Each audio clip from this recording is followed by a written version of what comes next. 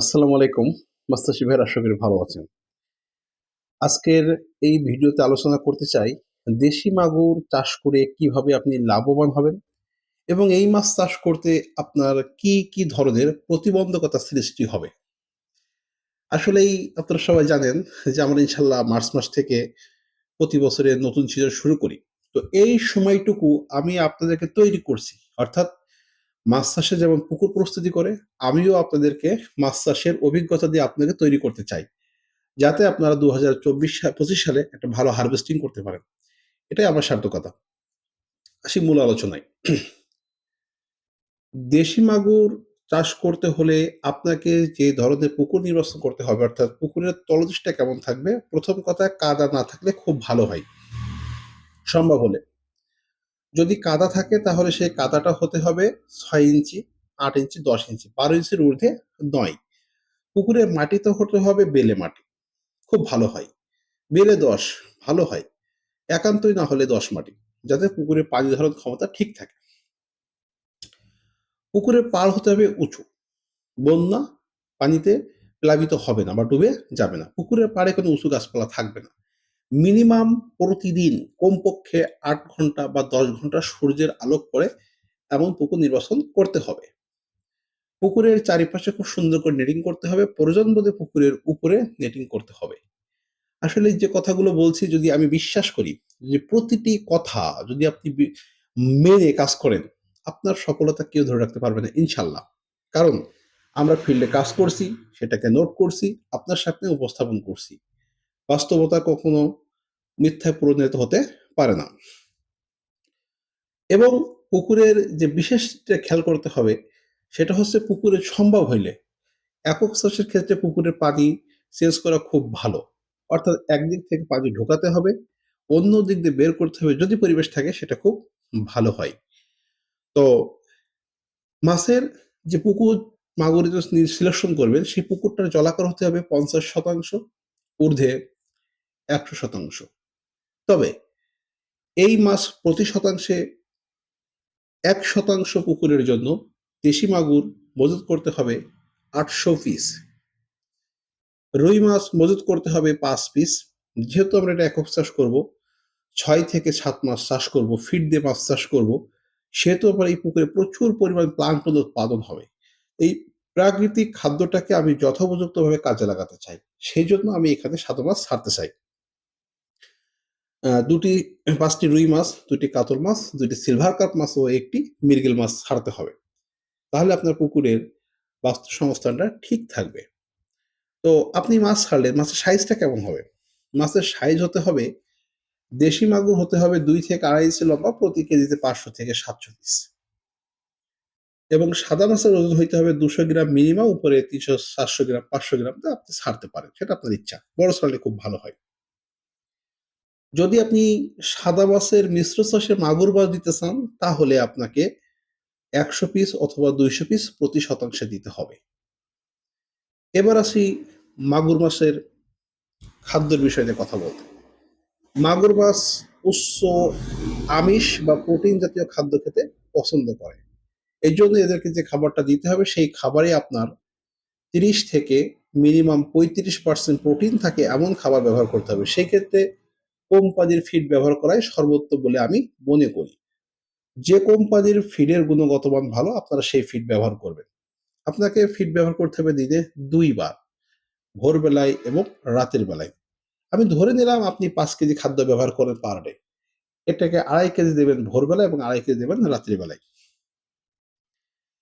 খাবারটা যখন দিবেন, পুকুরের নির্দিষ্ট ২ টি জায়গায় বা ৩ টি জায়গায় ব্যবহার করবেন বা ৪ টি জায়গায় ব্যবহার করবেন। এটা খুব ভালো হবে এবং একই টাইপের খাবারটা আপনাকে দিতে হবে।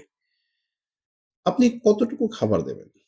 কতটুকু খাবার দেবেন সেটা বলি, যে একটি মাছের এক্সাম্পল বলি, আপনি ১০০ কেজি মাছ ছাড়িয়েছেন। বড যখন ছোট থাকবে শুরুতে একটু বেশি খাবার দিতে হয়। আ সেক্ষেত্রে আপনি দিনে ৩ বার ইউজ করতে পারেন। শুরুতেই মাছকে ৩ বার খাবার দিতে পারেন, ছোট থাকাকালীন সময়ে। সেক্ষেত্রে আপনি মাছের বডি ওয়েটের শুরুতে 10%, তারপর আস্তে 8%, 6%, এভাবে কন্টিনিউ এক পর্যায়ে এসে 3% বা 4% আপনি কন্টিনিউ করবেন। আরো সহজ করে বলতে পারি যে আমি এক্সাম্পল, মানে ১৫ দিন পরে আমি একদিন খাবার দেব ঘড়ি কাঁটা ধরে ২০ মিনিটে যতটুকু খাদ্য গ্রহণ করবে। সকালে ২০ মিনিটে খাদ্য খেলো ২০ কেজি ধরে নিলাম। সন্ধ্যার সময় ২০ মিনিটে খাবার খেলো ২০ কেজি। অর্থাৎ আমি ৪০ কেজি খাবার কন্টিনিউ করব। অর্থাৎ সোজা কথা ২০ মিনিটে যতটুকু খাদ্য গ্রহণ করবে, প্রতি ১৫ দিন পর সে হারে খাবার আপনি চেঞ্জ করবেন। তো এই যে কথাগুলো বললাম, এই কথাগুলো আপনাকে বুঝতে হবে, বোঝার চেষ্টা করতে হবে। এবং সবচেয়ে গুরুত্বপূর্ণ হচ্ছে মাছের পোনা। এটা মোস্ট ইম্পোর্টেন্ট। আমি এইটা একটু কথা বলতে চাই বিষয়টা নিয়ে। দেশি মাগুর মাছের কিন্তু বাংলাদেশে ২ টি জাত পাওয়া যায়। হয়তো এত খোলামেলা কথা আপনাদের অনেকে কেউ বলবে না, বা অনেকে জানেই না, আবার জানলেও বলবে না। একটা হচ্ছে আমাদের দেশীয় মাগুর মাছ এবং একটা হচ্ছে মিশর থেকে নিয়ে আসে, যশোরের কথা বলছি আমি এটা, মিশরে থেকে নিয়ে আসে আমাদের আপিল সাহেব, এমপি আপিল। উনি নিয়ে আসার পরে এটা ব্রিডিং করে এটা মাছটা একটা বড় হয়। এই মাছের বৈশিষ্ট্য হচ্ছে এই মাছটা ২ টো বা ৩ টে কেজি হয়। আসলে দেশি মাগুরে ক্রস ব্রিডিং হয় না। অর্থাৎ আফ্রিকান মাগুর এবং দেশি মাগুরের ক্রস এটা হয় না। এটা আপনারা জানেন না তাই মন্তব্য করেন। দেশি মাগুরের বৈশিষ্ট্য ছোটবেলায় গায়ে ডোরা কাটা দাগ থাকবে এবং মাথার এইটা ভি আকৃতির, ভি আকৃতির শেপ থাকবে, ইউ আকৃতির শেপ থাকবে আরকি। যাই হোক, শেষ কথা হচ্ছে বাংলাদেশে ২ টি পাওয়া যায়। একটা হচ্ছে আপনার মিশর থেকে আগত, বিশেষ করে যশোর অঞ্চলে পাওয়া যায়। এটা ২ টা বা ৩ টা কেজি হয়। আরেকটা হচ্ছে আমাদের দেশীয় মাগুর মাছ, এটাও পাওয়া যায়। তো এই পোনা কেনার সময় আপনাকে সতর্ক থাকতে হবে। দেখতে হবে যে এই প্রতিষ্ঠান ক্রস ব্রিডিং করে না, যাদের ব্রুড গুলো বড়, বড়, যাদের সুনাম আছে, এমন প্রতিষ্ঠান থেকে আপনাকে পোনা সংগ্রহ করতে হবে। আর সবচেয়ে বড় কথা হচ্ছে আপনাকে অবশ্যই মাথার মাছ বা মাথার পোনা সংগ্রহ করতে হবে। এই কথাগুলো যদি আপনি একটা প্যাকেজে পেতে চান, তাহলে বিদ্যুৎ মশলা নার্সারি সিলেকশন করতে পারেন। এই সমস্ত কথাগুলো আমরা মেনে পোনা উৎপাদন করি এবং আপনার বাসায় পৌঁছে দিয়ে থাকি। তো দেশি মাগুর মাছের চিকিৎসা নিয়ে কিছু কথা বলতে চাই। মাসিক পরিচর্যা হিসেবে অর্থাৎ প্রতি ২০ দিন পর, পর আপনি প্রতি শতাংশে ২০০ গ্রাম চুন দিবেন। ৫ এমএলএ বা মিলিগ্রাম হারে আপনি জীবাণুনাশক ব্যবহার করবেন এবং পারলে প্রোবায়োটিক ইউজ করবেন। এবং প্রতি সপ্তাহে একবার কমপক্ষে আপনার পুরো হরা টানতে হবে, হরা টানতে হবে।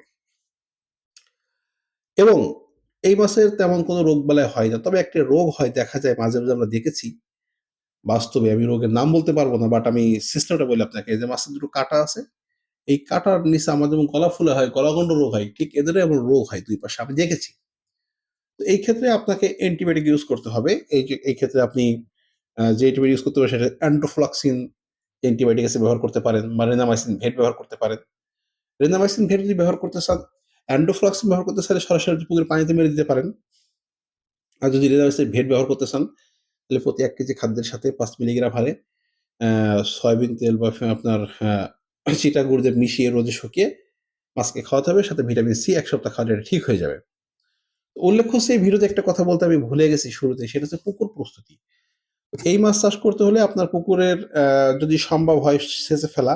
যদি সেচে ফেলতে না পারেন তাহলে ওখানে আপনি আ যেটা আপনার অ্যালুমিনিয়াম ফসফেট বা আমরা গ্যাস ট্যাবলেট বলি সহজ ভাষায়, ওটাকে মেরে সমস্ত মাছটাকে জাল টেনে ধরে প্রতি শতাংশে ১ কেজি চুন, ১ কেজি লবণ এবং ৫ মিলিগ্রাম জীবাণুনাশক দেওয়ার পরে আ আ ৩ দিন ৫ দিন পরে আপনি প্রোবায়োটিক ইউজ করার পরে মাছ পুকুরে ছাড়তে পারেন। তো আশা করি বুঝতে পারছেন এবং ২য় পর্বে আপনাদের আয়-ব্যয় সম্পর্কে একটু কথা বলব। আল্লাহ হাফেজ।